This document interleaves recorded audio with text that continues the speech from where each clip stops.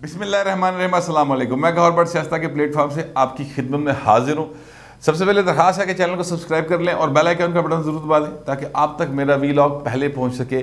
मरियम नवाज़ साहबा ने अपने बेटे के शादी की तकरीबात से फारग होते ही मतलब पहले दिन ही वो छा गई हैं हर जगह पे और उन्होंने एक कहकहा लगाया जिससे पीटीआई वाले जल भुन गए हैं और उनके जो मदाह हैं यानी मरियम नवाज शरीफ साहबा के जो कारकुन हैं, ज़ाहिर है करोड़ों की तादाद में, वो बहुत ज़्यादा राज़ी हैं। इसके साथ साथ इमरान खान जो हैं उनके वज़ीर भी गायब होना शुरू हो गए हैं। ये कितों गायब होना शुरू हो गए, किड़ी गैबी मखलूक है जी चुप के ले जा रही वज़ीरानों। ये सारा मामला क्या है इस पर बात करेंगे, लेकिन इससे पहले मैं आपको बताऊँ वो हमारे जो KPK में इलेक्शन नहीं आ रही पीटी बड़े बुरे तरीके के साथ, वहाँ के वो CM हैं, उन्होंने जनाब पता नहीं किस मस्ती में उन्होंने ये बात कर दी। मस्ती में कर सकता कोई इंसान इस तरह की बात की, जी मैं तहकीकात कराऊंगा, इसकी तहकीकात करा के वज़ीर को रिपोर्ट पेश करेंगे, हम इलेक्शन किमें हार गए। भाई ने तहकीकात वाली केड़ी गल है, तुसी इलेक्शन में तो समझ नहीं आती कि जो आपके को 2-4 दाने जित गए वो जित किमें गए। ये वाकई समझने की जरूरत है। इसकी तहकीकात करवाएं कि 2-4-5 जाने जो ताड़े जित गए किसी जगह पे, तो वो जीत कैसे गए, ये तहकीकात होनी चाहिए कि कहीं कोई निके निके फैस जड़े ने उन्होंने पहुँचते नहीं गए किसी पासों लोकली। मेरा मतलब है कोई थानेदार, कोई डिप्टी कमिश्नर, कोई AC को नाल तो नहीं रल गए, अदरवाइज तो हालात ही कोई नहीं है। जिस तरह शिबली फराज साहब को ऊपर पथराव हुआ, वट्टे पे उन्होंने, वो भाए ने बाकी सारे भी पैने हैं। ध्यान नाल जरा, हालात बड़े ख़राब हैं, लोग जो है ना आपके ऊपर गुस्से में बहुत ज़्यादा हैं और चीज़ें काफ़ी गड़बड़ हैं आपकी।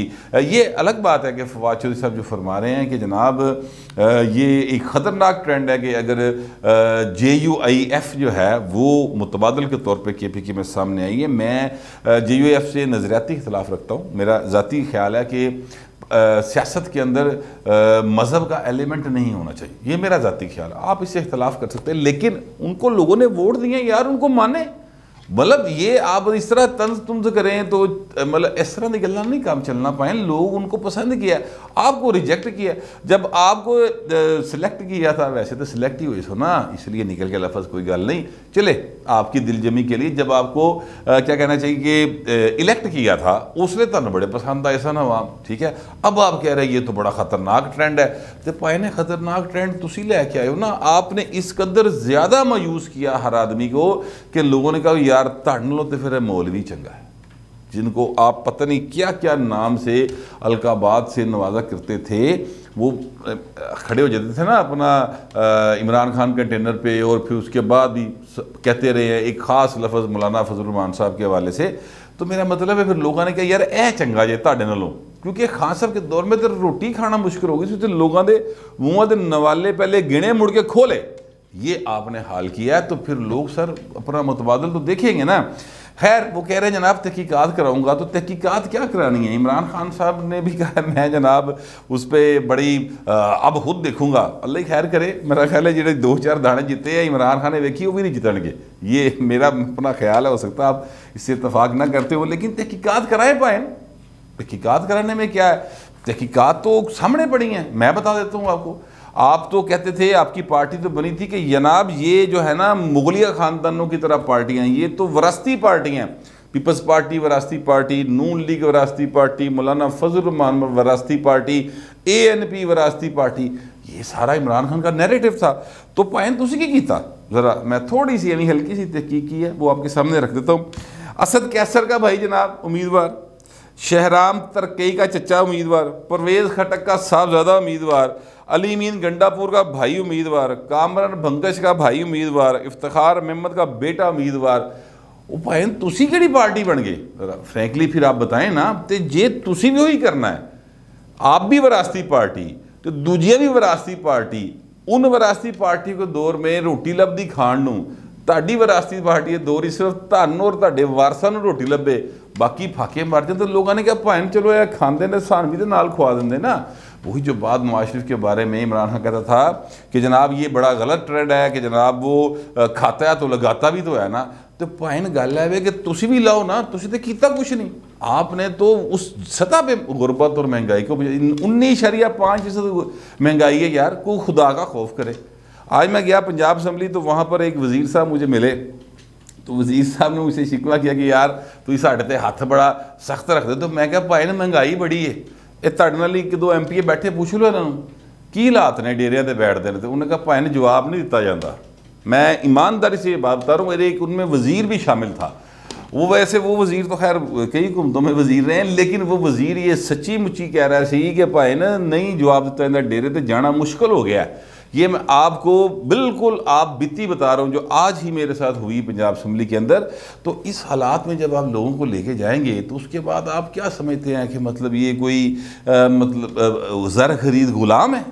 ये जो वन मैन वन वोट वाली जो भुट्टो साहब ने जमहूरीत दे दी ना पाए ने, बड़ी खतरनाक चीज़ है। ਇਹਨੂੰ ਤੁਸੀਂ ਈਜ਼ੀ ਲਿੱਤਾ है, ये हर दफ़ा किसी के फैज़ ना काबू नहीं हो सकती, ये बात जहन में रखिएगा।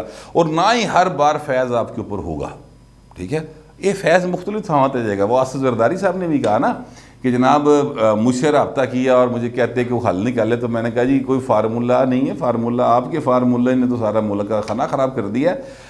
तो कहने का मतलब है हूँ दूजे पासे चीज़ा चल रही हैं। खैर वो अलग बात है, मैं आपको बताता रहा हूँ, और वो उस हवाले से अभी कोई मज़ीद अपडेट मेरे पास आएंगी एक दो रोज़ में, तो मैं आपको ज़रूर से आगाह करूँगा। लेकिन कहने का मतलब है कि लोगों ने इमरान खान को कर दिया रिजेक्ट, और वैसे तो 2018 भी रिजेक्ट ही हुआ, यानी जीते थे मुराद ये है कि सीटें इन्होंने मिलियाँ सिर्फ इन्हीं नहीं सर की हुकूमत बना सकन, अपोजिशन में बैठ सकते थे, ये बात ठीक है। कोई इनकी मतलब 70-80 के करीब अच्छी एक साइजेबल अपोजिशन इनकी बन सकती थी।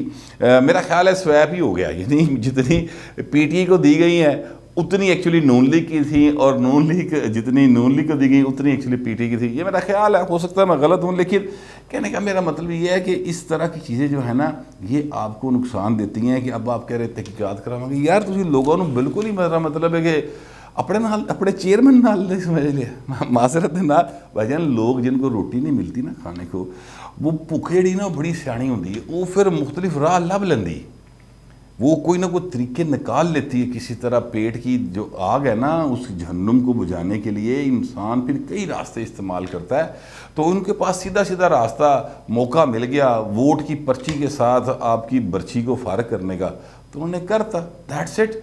ये हुआ है और ये आइंदा भी होगा। तैयारी फड़ो जरा अगली, अगर तुम इधर आगे बलदियाती इंतखाबात पंजाब वाले पासे तुहाडा जो बनना है तुहानू इसदा अंदाज़ा नहीं। बट एनीवे ये बात अपनी जगह पे रही। इमरान खान साहब भी इस पर कर चुके हैं, लेकिन इमरान खान साहब ने जो पहले ट्वीट किया उसके ऊपर मरियम नवाज साहबा ने जो एक कहकहा लगाया ना, ट्वीट आप देख रहे हैं, मरीम साहबा ने सिर्फ इसके ऊपर एक इमोजी जिसको कहते हैं कहकहे वाला, हंसने वाला, वो लगा दिया सिंपल।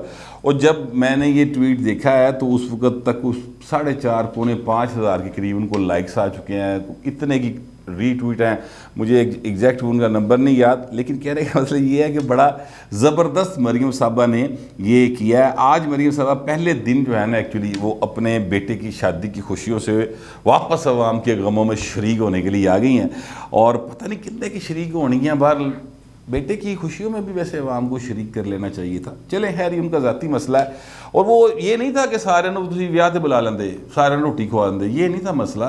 मेरे कहने का मतलब अगर महंगे कपड़े ना भी पाते तो की फ़र्क पैना सी, मतलब आपके पास अरबों खरबों रुपए हैं, इसमें कोई शुबे की बात नहीं है।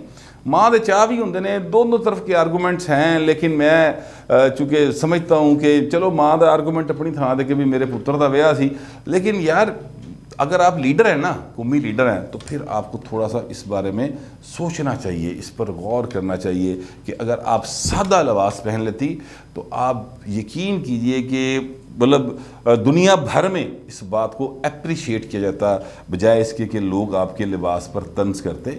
ये भी मेरा एक ज़ाती ख्याल ही है। मेरे चूँकि आप लीडर हैं इसलिए मैं ये बात कर रहा हूँ। अगर कोई सादा खातून होती, यानी आम घर की उस अगलों की कुड़ी का ब्याह होंदा तो मैंने कोई लोड़ नहीं सी करन दी, उन्होंने को है ही फल की कमाई तो करी जान जो मर्जी, उनका हमसे कोई ताल्लुक ही नहीं है।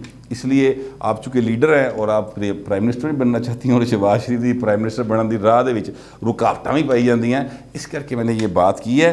तो कहने का मतलब ये है कि ये सारी जो सूरत हाल बनी हुई है ना सर, इसमें खान साहब भी कह रहे हैं जनाब मैं खुद नज़र रखूँगा, अल्लाह ही खैर करे, हूँ पता नहीं किहो जी नज़र रखेंगे, और जितने नज़र रखी है वह भट्ठा ही बहाता है, तो हम अपनी पार्टी का बन के पट्ठा।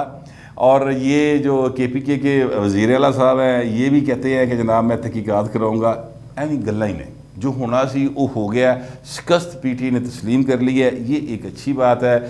क्योंकि हमारे यहाँ रवायत ये है कि जो हार जाए वो मानता नहीं है। KPK के इलेक्शन के अंदर अच्छी चीज़ सामने आई है, उसको अप्रिशिएट किया जाना चाहिए। और वो ये है कि जो जीते हैं वो भी इस बात पर खुशी का इजहार कर रहे हैं, जो हारे हैं उन्होंने भी खुले दिल से शिकस्त को तस्लीम किया है। और पेशावर के अंदर जो मैं कह रहा था कि पीपल्स पार्टी और JUI का मुकाबला होगा, तो देख ले JUI जीती है। हमारे दोस्त हैं वो अबीब अकरम साहब, वो कहते हैं PTI जीतेगी, लेकिन पहले मतलब एक अंदाजे होते हैं सर्वे तो उनका अंदाज़ा नहीं ठीक हुआ, वो एक अलग बात है। मगर कहने का मतलब है कि अब इमरान खान साहब जो है ना, और इनके लवाकिन कहता है जो मतलब इनके चाहने वाले हैं, अब भाएनो बैठ के तुसी मतलब जो ढोल बजाना बजाते रहो, लेकिन जो काम होना सी हो गया और अगे लिए तैयार रहो। सितारे गर्दिश में आ गए हैं सर खान साहब के, और खान साहब के सितारे गर्दिश में आए हैं तो उधर KPK में वो जो था ना फैज़, वो नहीं पहुंच सका, ठीक है। और इसी तरह इधर भी जो पीपल्स पार्टी के साथ और नून लीग के साथ जो राब्ते रुबते हुए, और अब तो जरदारी साहब ने खुल के कह दिया ना कि हमसे फार्मूला मांग रहे हैं, तो वो जो राब्ते शाब्ते हुए हैं, तो उसके बाद ये जो सियासी लोग होते हैं ना, ये बड़े चलाक होते हैं, जो हल्के वाले लोग होते हैं, ये बड़े सियाने लोग होंगे। इन्होंने पता होंगे कि असी किहड़े पासे जाना है और अगली मंजी कित्थे करके डाणी है। तो भैन उन्होंने अगली अपनियां मंजियां चुक लियां ने, अपने सर पे गठरियाँ बांध ली हैं, और वो अब नए सफ़र की तरफ जो है ना गामजन हो रहे हैं, ड्रामा लभ रहे हैं कि ऐसी कि हुण नवा घोंसला कित्थे जाके बनाना है। ये परिंदे इधर उधर से इकट्ठे किए थे, वो अब नई राहों की तलाश में मेरा ख्याल निकल पड़े हैं। उसी वजह से आज हालत ये है कि पंजाब असम्बली के अंदर 97% जो कैबिनेट है पंजाब असम्बली के अंदर, वो आज गैर हाजिर थी। 97%।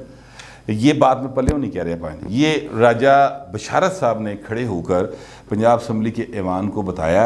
हुआ ये कि अपना परवेज़ लाई साहब आए थे, उन्होंने अपने वो जो मैंने कल रात को बताया था को यूनिवर्सिटियां के कम फड़े होंगे परवेज़ लाई साहब ने ना, मतलब ਵੱਡੇ हो यार चौधरी साहब हूँ, मतलब किन्ना का तुसी करना है, को हरकत है ने करने लिया ताड़ी वैसे जेब नहीं देता परवेज़ लाई को इस तरह की हरकतें करना, लेकिन उससे वो आगे नहीं निकल पाते।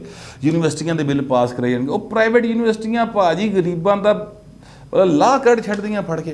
आपको चाहिए आप सरकारी यूनिवर्सिटियां बनाएं, उनके बिल पास कराएं, प्राइवेट दे कराई जाते। खैर वो यूनिवर्सिटी के बिल शिल पास करवा लिए उन्होंने, और जो सरकारी एजेंडा था यानी जो हुकूमत जो चाह रही थी, वो बिल परवेज़ लाई साहब ने एजेंडे में नहीं आने दिए। खैर दोस्त मोहम्मद मज़ारी जो कि डिप्टी स्पीकर है पंजाब असम्बली के अंदर, उन्होंने ऐवान को ज़ाहिर संभाला, वो डिप्टी स्पीकर थे, वो बैठ गए और वहाँ पर जनाब उनकी तवज्जो दिलाई गई इस बारे में कि जनाब ऐवान के अंदर वज़ीर देखे नहीं हैं।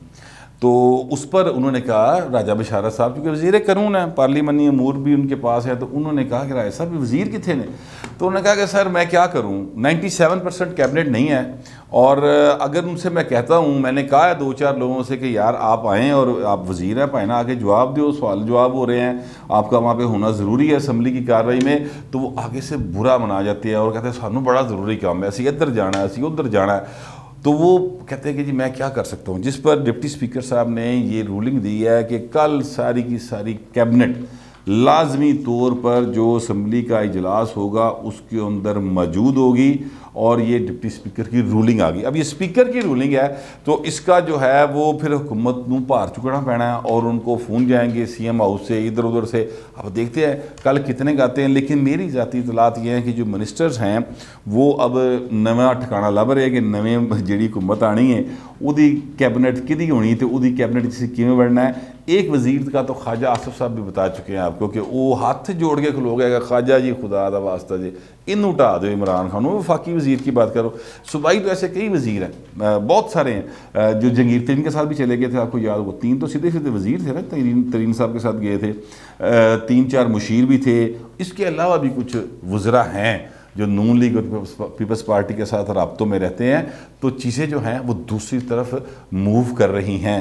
लिहाजा अब ये पता नहीं सितारों की गर्दिश है इमरान खान के, या गैबी इशारे हैं इनको मिलना शुरू हो गए हैं, तो वो अब नवियां रावां लभनी शुरू हो गए, नवे ठिकाने लभने शुरू हो गए हैं। लेकिन गल जी है ना कोई खतरनाक जाइए, और तहरीक इंसाफ लिए तो बहरहाल कोई अच्छी चीज़ें फ़िलहाल पोलिटिकली नज़र नहीं आ रही, और ये वैसे अवाम के लिए अच्छी बात है।